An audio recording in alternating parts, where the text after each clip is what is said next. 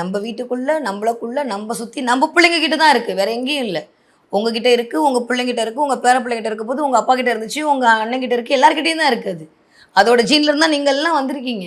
அப்போ குலதெய்வம் வீட்டில் இருக்குன்ற அறிகுறியை நீங்கள் எப்படி கண்டுபிடிக்கணும்னா ரொம்ப அதுக்கெல்லாம் மெனக்கடணும். இருந்தாலும் சொல்கிறேன், நீங்கள் எப்போ நமஸ்காரம் இழுப்பெண்ணெயில் விளக்கேற்றிட்டு அப்படியே நீங்கள் சாம்பிராணியில் ஏற்றிட்டு ஒரு 10 நிமிஷம் கண்ணை மூடி உங்கள் குலதெய்வத்தை நீங்கள் நினைக்கிறீர்களோ, உங்கள் குலதெய்வம் உங்கள் முன்னுக்கு நிற்கும்.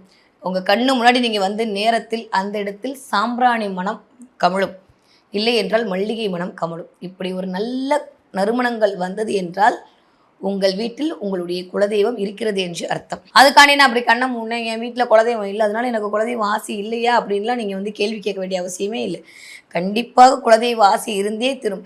எப்போ நம்ம ரொம்ப நல்லா இருக்கோமோ, எப்போ நம்ம கடன் இல்லாமல், எப்போ நம்ம நோய் இல்லாமல், எப்போ எதிரி இல்லாமல், வரக்கூடிய வருமானம் எனக்கும் என் வீட்டுக்கும் போதுமானதாக இருக்குது, மேற்கொண்டு நான் கொஞ்சம் வருமானத்தை எதிர்பார்க்குறேன் அப்படின்ற ஆளாக இருந்தீர்கள்னால் குலதெய்வம் உங்கள் பின்னால் கண்டிப்பாக உறுதுணையாக நிற்கிறது என்று அர்த்தம்.